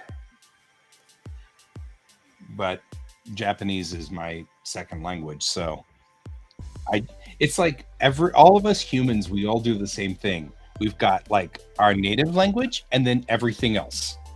And everything else just pools into this bucket somewhere. And you're just like, great. Like, because everything to me defaults to Japanese. It doesn't matter what language it is. I'll try to translate French into Japanese in my head. Because I don't speak French. So since I don't speak French, it must obviously, my brain thinks, must obviously be Japanese. And then there's people like me who don't speak Japanese very well. And it's just it's like my brain tries to mix Spanish and Japanese all the time. So when I'm trying to speak Japanese, my brain goes, "It's time for Spanish." Like, your new publisher managed to pull it away. That's pretty cool, actually. Trying to get the rights back from Tokyo Pop, huh? Right. Wow. Yeah. I bet. Wow. They're still working with like releasing more rights and stuff, so that's good. I'm glad you were able to like get your rights back. Right? That's a battle. I was gonna say, I think I'm kind of more impressed with that. I think it's more just red tape, if I understand correctly. It's just untangling everything, I think. But I mean, it's like we always, I mean, that's one of the things that we as artists always suffer with, right? We work really, really hard, and then people pay us a cookie, and then they end up making millions of dollars off of our art. And we're like, how is it that we're starving on the streets? You know? So just winning that victory, respect. Lots of respect. Oh, I just added a Japanese sound effect, and we're not doing Japanese sound effects anymore. I can't do the Gene sound effect. Oh, it doesn't exist in English. What are you talking about? Well, for what? The deer, it you know, like how deers will like turn and they'll listen. And I was gonna do Gene behind it. Exclamation point. Yeah, but that's not Gene though. It's not the same. If you translate it into English, that's what the sound effect is. Maybe I'll just do like a beep. I don't know. I'll figure something out. It's like kita. I mean, it's like there are things that just don't translate, right? We don't do the gleaming of the teeth. You know, it doesn't make a noise. I've heard like stare can be like an alternative. Yeah. Oh, it's so side story and sequel. If the deer is perking up, it's an exclamation point. It's alerted, right? So it's like alert. It's looking at you. That's an exclamation point. So you can put an exclamation point. That'll work. Yeah. Right? Go for a side story. That's actually what I'm doing right here. Why? Because issues 2 and 3 are still being worked on with my editors. Oh, my dear friend, my dear friend. I started drawing comics in 1992. This is the first actual legit comic that I've ever managed to finish.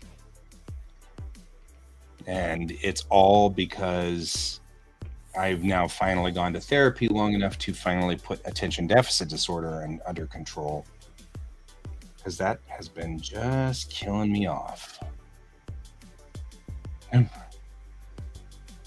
Only 5 though, that's pretty serious.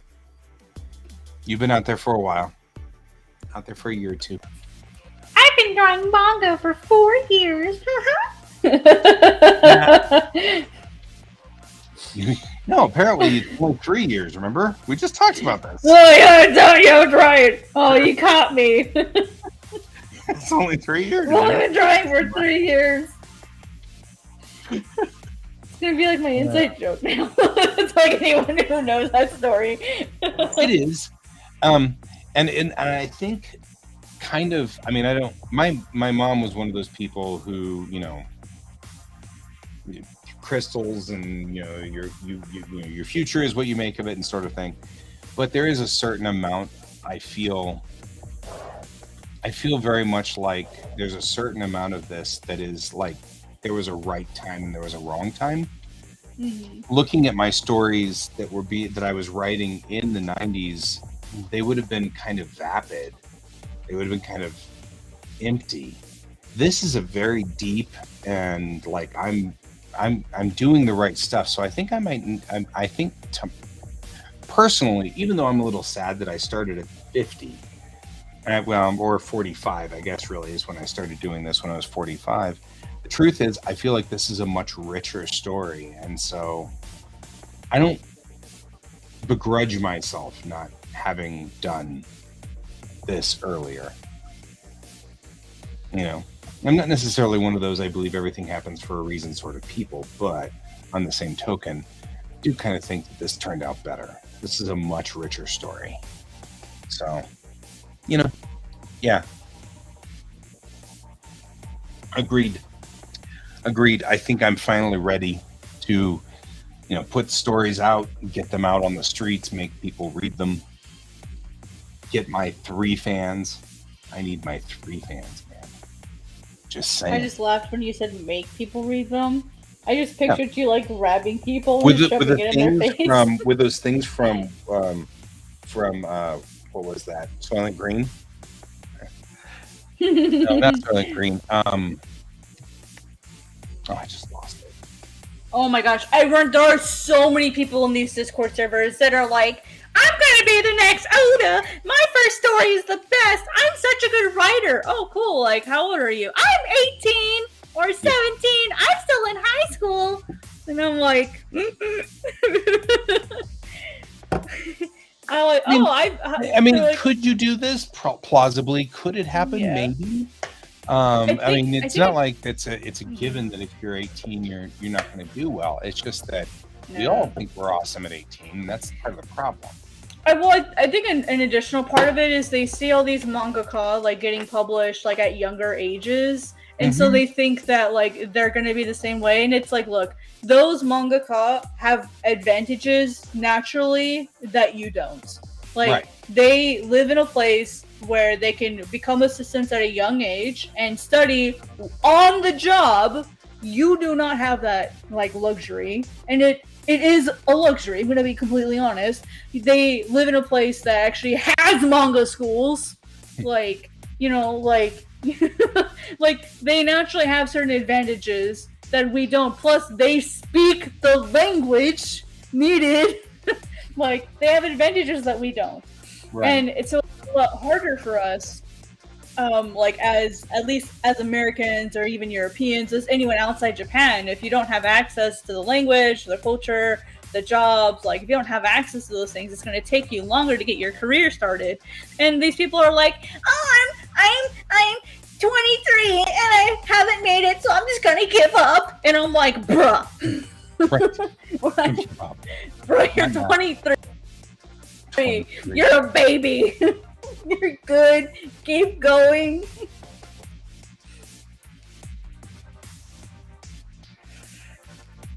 Really? Oh my goodness.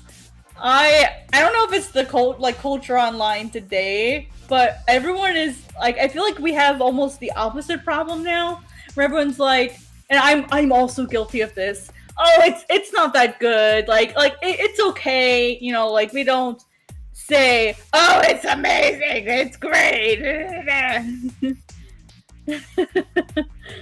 Right? Yeah, exactly. To get a 7 out of 10. That's actually what I got according to Manga Plus, a 7 out of 10. So I'm just sitting here enjoying it, man. I'm like, hey, if it gets somewhere, cool. If it doesn't, I got the manga done. I'm satisfied. I can die happy. So that's all I care about.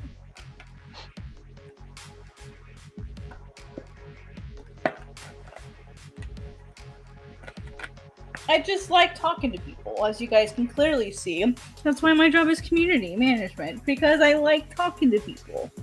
You ate healthy, you're just going to make yourself sick. Yeah, you're going to get stomach ache eating that much sugar that fast. Yeah, everyone wants to play it cool and not come off as like, I'm not like other girls. I write better manga than you. Everybody, that's the thing I think I had to learn was it's not better, it's different. Everybody's different. Different, yeah. They have different voices. Mm-hmm.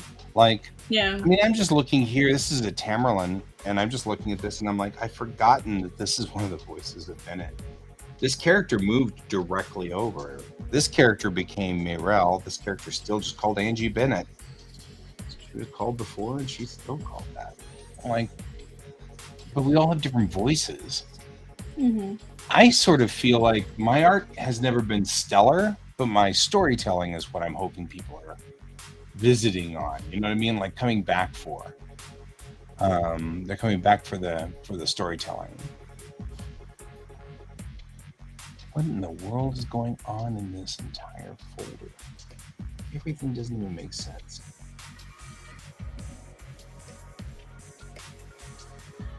Like I've got this like junk folder, and I'm trying to figure out what the junk folder has in it.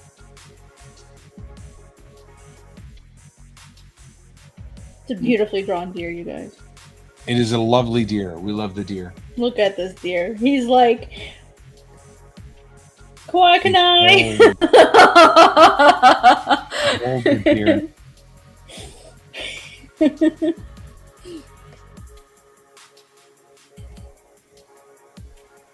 I think for me, like, I never intended to be a mangaka. I never intended to make stories. I never intended to be doing any of this. Like I was gonna be doing animal conservation, and then TV happened, and so then I was like, oh, I have to do something else with my life because literally the top 5 choices in my life are now not available to me.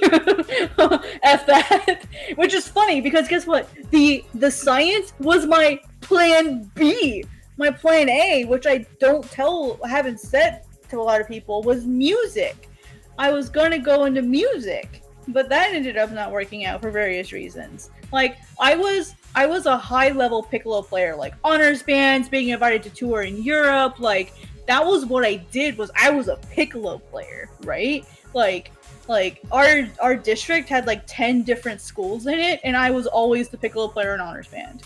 Like, and you only get one piccolo in a band. So like, that was what I did. And for reasons, I just decided not to do it. And then like when I decided not to do that. So I'm like, oh, I'm going to go into science instead. And then that didn't happen. So I'm like, oh, life, you're so funny. I decided to go with something else and you still screwed me over. Yeah, piccolo player. That's what I did. Like, I was doing like AA and AAA solos and like getting really good scores, like 1s and 2s on double and AAA solos, which is not easy. So like that was what I did. That was what I was just naturally good at. Like, that's just what I was naturally good at. Band was my thing. I played like 7 different instruments in high school. Like, band and music was my thing, and that was how I learned storytelling, was through music. My band director would like, can I still play it? Ooh, I could if I tried. Probably it would probably take time to come back, but I don't even have a piccolo anymore. I donated it to my school, and the girl that I trained ended up having my piccolo after I was done. So because I like trained a new piccolo player to play after I left. Because piccolo, when I became the piccolo player at my school, they hadn't had one for 7 years. It's a really hard instrument to play because you have to be able to hear the tone naturally. And the way you tune a flute and a piccolo is by taking that headpiece. The proper way to tune it is to move the headpiece in and out to basically adjust the length of the flute or piccolo. But when you're mid-concert, you can't do that. Yep. So the way that you tune a flute or piccolo while you're playing is by simply rotating how much air goes in or like above basically the hole out of your mouth, whatever. Like, yeah, I mean, I play flute, and that's the same thing. Mm-hmm. I mean, it's like the thing about flute is that once you start, if you tune it in, but then of course temperature starts to affect it, and to change its tone, and you have to change your embouchure to try to get it correct inside the stupid thing. Oh my god, like playing piccolo in marching band in Ohio was one of the worst experiences of my life, because outside in Ohio in the wintertime, it gets pretty cold, right? Well, guess what? Your piccolo is made of, well, my piccolo was made of metal, which the better ones are made of wood because they're more stable, like temperature-wise, so they don't change as much. But with metal, the temperature of the air inside the piccolo affects the sound that comes out. And so you have to be able to adjust on the dime. You have to be able to listen really closely to be able to adjust that tone to stay in tune. So it's a very, very like hard thing to do. And usually for every you should write a manga. I should, yeah. For every like 100 like normal band players, you usually only have one piccolo player, unless a score calls for more than one. Right. And typically, good. I was just gonna say that's an interesting part about this is the piccolo and the flute. Well, and I just wanted to just go with Queenie Chan's statement there, which is because everybody knows what Rule 34 is. I've decided that Rule 35 is if it exists, there's a manga. If it exists, there's a I'm sure there's a manga out there somewhere. Like totally, I have and fascinating manga. There's not only a manga, there's an anime now for Kyoto called Tsurune. I want to watch it. Yeah, Tsurune. Tsurune is the sound, the sound effect of releasing the bow, and the string makes that noise. So like it makes a noise that if you do it perfect, if you do the shot correctly, then you get just the perfect strum off of the bow string, and that's Tsurune. So. You could actually do battle piccolos. So one of the things that they do is in band, you have chairs. And so chair just is basically like your ranking, first place, second place, third place, whatever. Usually the first chair flute gets to be the person to choose if they want to do piccolo or not. And then usually the way that it works is if the person in first chair says no, then the person in second chair, person in third chair, person in fourth chair, it goes down the line. Right. In my band that I was in, none of them wanted to play piccolo. And so I kind of ended up getting it by default, but we really quickly found out I was really good at it. So it was kind of an accident that I ended up playing piccolo just because I was the first one that really wanted to like go with it and then stuck with it. And then anytime there was a challenge, so you could do every quarter you could do what's called a challenge. And what that was is if someone else wanted the role, with it being piccolo, like you could either challenge someone to be in a higher chair or you could challenge someone to play an instrument. And in my case, piccolo, other people could then challenge me to have the piccolo spot. And remember, you can only have one. So it was a big deal anytime I got challenged.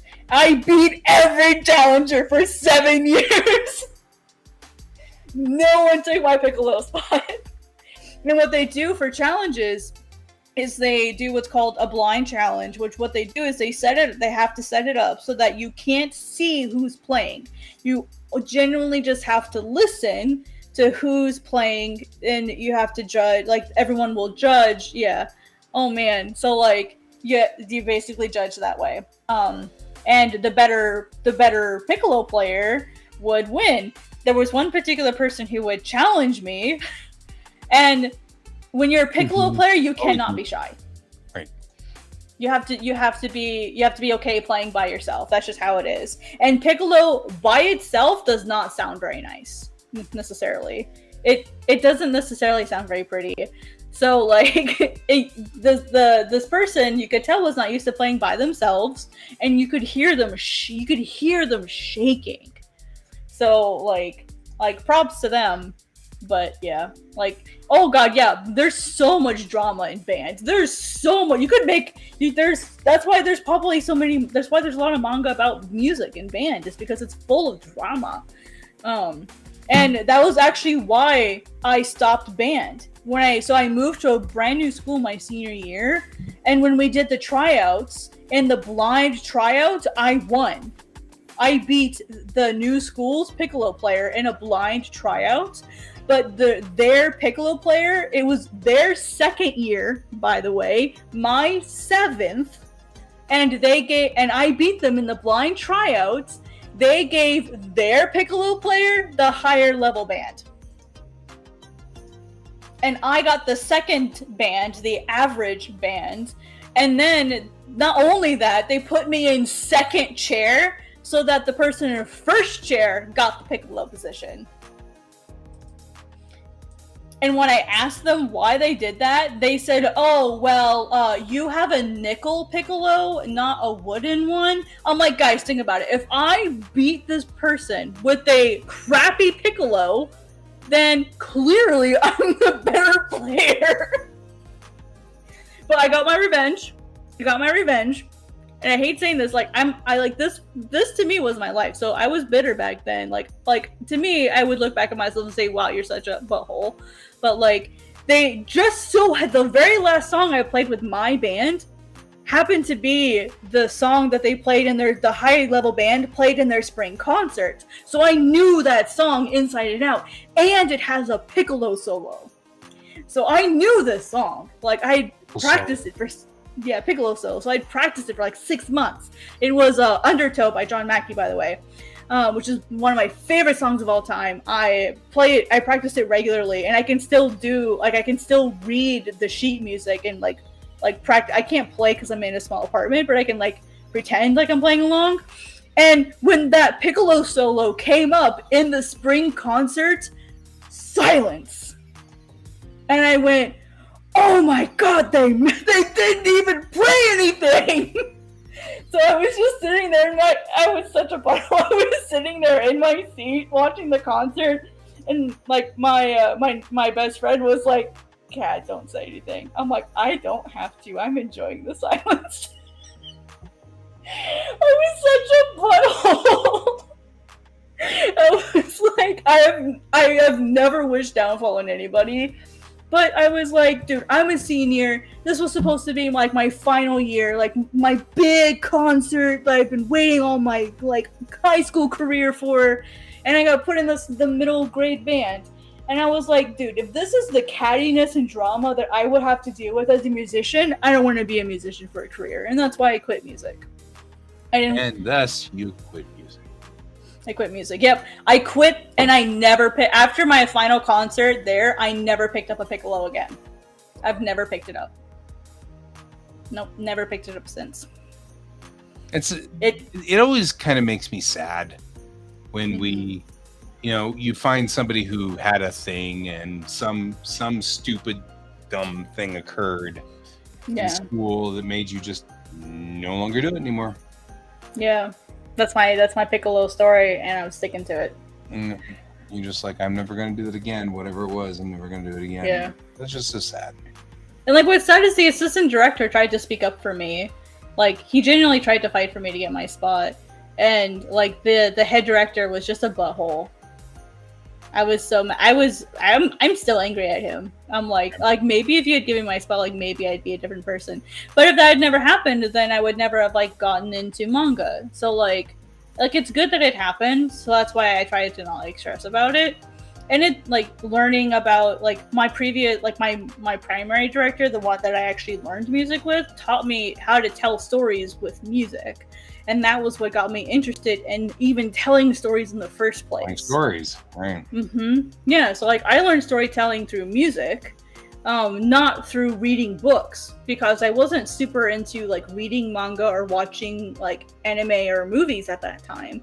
I hadn't hit my weeb phase yet. I hit that in my last year of high school. So like I wasn't there yet. And after that, then I started studying animation. And then I really learned more about storytelling. So I came into animation from a music perspective, and then I went into comics from an animation perspective. So right. I just have a completely different thought process on storytelling, and maybe that'll be an advantage. Plausibly. Sorry, guy. I went over a lot because I was telling a story. I'm sorry. That's all right. I'm actually kind of like losing coherency over here. Me too, actually. I stopped drawing a while ago. Out here, I'm like falling asleep. But see, look, I was able to tell a captivating story. It was a good story. I stayed for the story. Yay! But I'm tired, so I'm going to go. Right now, you have to avenge your father's death. So here's what I worked on. Drama. Drama llama. Am I dropping water on you, George? It's because you're close. Just saying. Turn it into a story, a manga story. Okay, well, it was wonderful having you guys here, Queen-chan, little Mongo, I can't say it, Mongo art. Boy, having a rough time with that one. Mongo. Because I'm like, and Alpi was here for like a 30th of a second, as usual, but then ate 25 lollipops because it's a thing. And so that was kind of cool too. And we had Michael here for a little bit too. I don't know where Michael went. There we are. There is Michael. So, Hi, Michael. Yep, was here. And Tessa was here. And yeah, it's for some reason I couldn't, because we've been saying manga so much. I just couldn't. I couldn't get out of it. I just couldn't get out of it. I was stuck on manga and I just could not shake it. It was so weird. So, that's the thing. That's right. We got this. We got this. And then we, of course, earlier we had Onyx Tobines here with part of the raid that came in with Merrick, who was alerting us of said raid. Thank you very much. And then that's pretty much who we've had on the show today. We've had a couple of others. But hey, I hope you guys show up again. Like I said, we're here every night about the same time. I'll do one more time with the times here. The row on top up there, that top row is the day show. And then the bottom row there is the night show. So you can join us at any time around the world about that time, and we'll be here. And thank you very much for joining me tonight, Jackson. I appreciate it. Yes. And I will go on ahead and hit the out button. I gotta go to sleep because I gotta work. Go to sleep. You gotta get up in the morning and go to work. Good night, everybody. And as always, keep your eyes on the stars. Bye-bye. Good night.